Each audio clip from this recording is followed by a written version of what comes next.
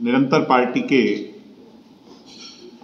कार्यक्रम, ग्रामीण अंचल से जुड़े कार्यक्रम, पार्टी के प्रमुख नेता गांव की ओर जन जागरण कर करके लोगों को पार्टी की विचारधारा से जोड़ना, दुष्यंत चौटाला हरियाणा के उप मुख्यमंत्री द्वारा किए गए, जेजेपी द्वारा किए गए कार्यों को, इस सरकार द्वारा किए गए कार्यों को जन जन तक पहुंचाना और 2024 के मिशन को कैसे धरातल पर उतारना है, उसे कैसे अकम्प्लिश करना है, उसे हासिल करना है, उसके लिए निरंतर जो है पिछले 1 महीने से जारी है। जहां भी हम जा रहे हैं, चाहे वो हरियाणा का ये कोना हो, चाहे नूह हो, मेवात हो, चाहे पंचकुला हो, चाहे पलवल हो, होडल हो, कल मैं महम में था, जहां भी मुझे जाने का अवसर मिला, पार्टी के नेताओं को जाने का अवसर मिला, और सोशल मीडिया का जमाना है, अपार जनसमूह इतना ही प्यार, स्नेह, लगाव जैसा 2019 में था उससे भी सवाया होकर के दुष्यंत चौटाला और जननायक जनता पार्टी के प्रति देखने को मिल रहा है। और मिशन 2024 लोकसभा एवं विधानसभा के लिए हम पूरी तौर पर तैयार हैं। हुड्डा जो भूपेंद्र सिंह हुड्डा जी हैं, दीपेंद्र जी हैं, वो लगातार जो आपके 2019 का जो डिसीजन था भाजपा के साथ जाने का, उसको लेके वो सवाल खड़ा कर, हालांकि आपने एक जनसभा में भी और प्रेस कॉन्फ्रेंस में भी स्थिति क्लियर की थी कि आपने पहले जो थी वो भूपेंद्र हुड्डा को दी थी, लेकिन उसके बावजूद भी उनकी तरफ से लगातार बयान आ रहे हैं कि भाजपा के खिलाफ वोट दिए गए थे जजपा को और भाजपा के साथ जाकर मिल गया था। उसको स्थिति एक बार दोबारा क्लियर करेंगे क्या? शायद आप मेरे कल के बयान का जिक्र कर रहे हैं। कल मैंने महम में ये बात कही क्योंकि मुझे एक बुजुर्ग कहने लगे कि आप यहाँ पर हुड्डा जी आए थे और वो ये कह रहे थे कि ये तो बीजेपी की गोद में जाकर के बैठ गए। उसके जवाब में मैंने ये बात कही थी कि जब मैंडेट आया था तो सभी विधायक दुष्यंत चौटाला जी समेत दिल्ली के 18 जनपद के निवास स्थान पर मौजूद थे। जब उन्हें पार्टी का नेता चुन लिया गया तो उसके बाद दुष्यंत चौटाला जी ने पार्टी की कोर कमेटी को बुलाया और उनसे राय ली कि क्या फैसला किया जाए। इस पर सर्वसहमति से दुष्यंत जी ने मुझे और डॉक्टर केसी बांगड़ जी को अधिकृत कर दिया, क्योंकि हम भारतीय जनता पार्टी के विरोध में जीत करके आए थे। हमारे इससे बड़ा दल अगर था तो कांग्रेस पार्टी थी, बेशर्ते कि वो निर्दलियों को अपने साथ ले आए, इस बात पर हम कांग्रेस को समर्थन देने को तैयार थे। मैंने स्वयं चौधरी भूपेंद्र सिंह हुड्डा जी से बात की, डॉक्टर केसी बांगड़ जी के टेलीफोन पर। एक दफे नहीं, मेरी 3 दफे बात हुई और मैंने चौधरी साहब से यही कहा था कि आप जननायक जनता पार्टी का समर्थन तो हासिल कर लेंगे, हमने ये फैसला भी कर लिया है, मगर आपके पुराने साथी रहे हैं जो आज सरकार इस 90 में निर्दलीय जीत करके आए हैं, आप उनका सहयोग पहले हासिल कर लें। उन्होंने कहा पहले तुम 10 आ जाओ, फिर मैं उनका सहयोग हासिल कर लूंगा। मैंने कहा यह शर्त भी आपकी मंजूर है, मगर आप उन 5-6 लोगों को अपने साथ लाने में क्या कामयाब हो पाएंगे? इस पर उन्होंने मेरे से शाम तक बात करने का फैसला किया। शाम को मैं बात कर लौटूंगा। दोबारा मैंने बात की तो उन्होंने कहा मैं सुबह बात करूंगा।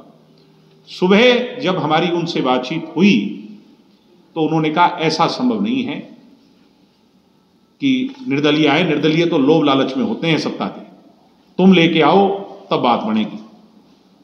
तो ये चाल चरित्र दिखाता है चौधरी भूपेंद्र सिंह हुड्डा जी का कि वो हमें कांग्रेस पार्टी के साथ सत्ता का हिस्सेदार नहीं बनाना चाहते थे, बीजेपी के खिलाफ सरकार नहीं बनाना चाहते थे।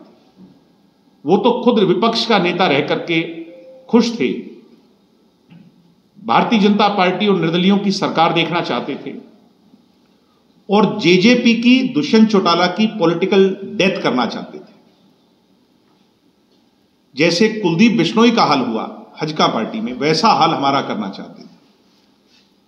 दुष्यंत चौटाला बहुत पढ़ा लिखा, सूझबूझ वाला व्यक्ति है और भूपेंद्र सिंह हुड्डा जी जैसे साजिशकर्ता लोगों के चक्कर में आने वाला नहीं है। दुष्यंत चौटाला ने फिर ऑफर खोल करके रखा, जिस पर भारतीय जनता पार्टी के केंद्रीय नेतृत्व ने दुष्यंत जी से संपर्क किया। ये बात बहुत बाद में हुई थी, अगले दिन नहीं, उससे अगले दिन हुई। तो वो बाप बेटा जो बात कहते हैं हरियाणा में, वो कोरे झूठ के सिवाय कोई दूसरी चीज नहीं है। मैं उनको कन्फ्रंट करने को तैयार हूं। वो बड़े नेता हैं, क्या पता मेरे लेवल पर नहीं आना चाहते हो, तो उनके बेटे, अगर बेटे भी बड़े नेता हैं तो कोई और आकर के कन्फ्रंट करे। मैं उन बातों का पूरा ब्यौरा देने को तैयार हूं, क्या क्या बातें हमारी हुई थी। जनता को गुमराह करना बंद करें। मैंने बीच में भी ये बातें उठाई थी, तब उनके पास जवाब नहीं था, फिर वो जैसे उनकी आदत है बुखला जाते हैं, और अब भी वो इस तरह की बातें करते हैं। क्या आज कोई निर्दलीय मुख्य भूपेंद्र हुड्डा के साथ खड़ा है क्या? बलराज कुंडू भी खड़ा है क्या जो सरकार के विरोध में? मीडिया तो सब जानती है। भूपेंद्र हुड्डा ने 10 साल राज किया, खूब माल कमवाया इन निर्दलियों को, वो भी साथ नहीं है, तो भूपेंद्र हुड्डा का हश्र क्या होगा ये 2024 में तय होगा। अभी रणजीत सिंह सुरजेवाला कल फतेहाबाद कुला में थे, उनका ये कहना है कि कांग्रेस को नए चेहरे उतारने पड़ेंगे जो लोगों की आकांक्षाएं पूरी करेंगे। इसको किस संदर्भ में देखते हैं आप? यानी वो, क्योंकि रणदीप सिंह सुरजेवाला भी कांग्रेस के पुराने चेहरे हैं, वो खुद को भी बदलना चाह रहे हैं, इसका मतलब मैं तो उनकी उसको समझा नहीं।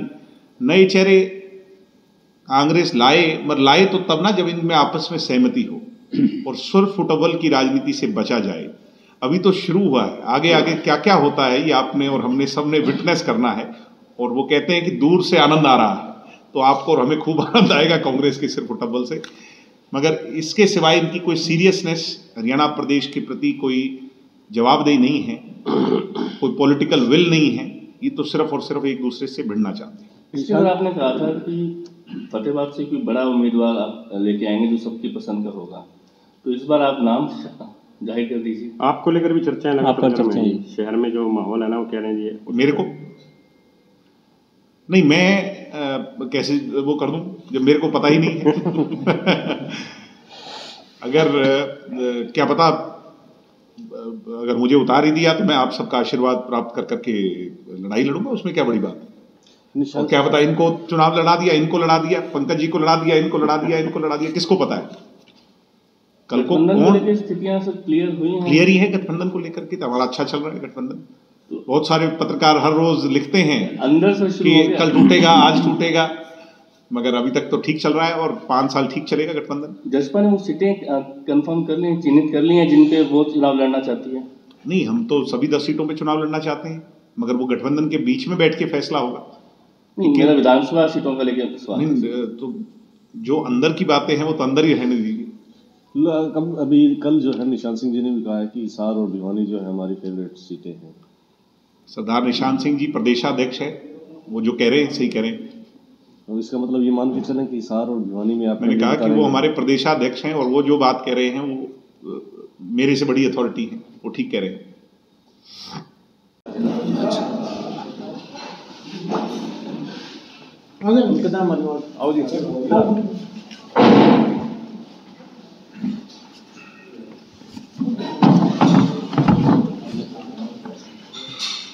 आज हमारे बीजेपी जी आए, दूरदर्शन पे भी आए, तो सभी से निवेदन है कि बोलने के बाद जिसको भी 2 एप्लीकेशन का वीडियो और आपसे जो है 5 रुपए के एप्लीकेशन भी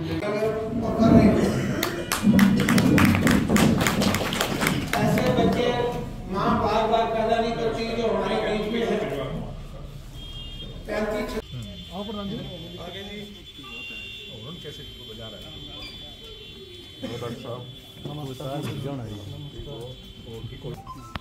अब की बारी दुष्यंत की बारी। बस ये बात पहला बस स्टैंड पर, हाँ बस स्टैंड पर सुंदर लड़का बैठा है, उससे बात करने।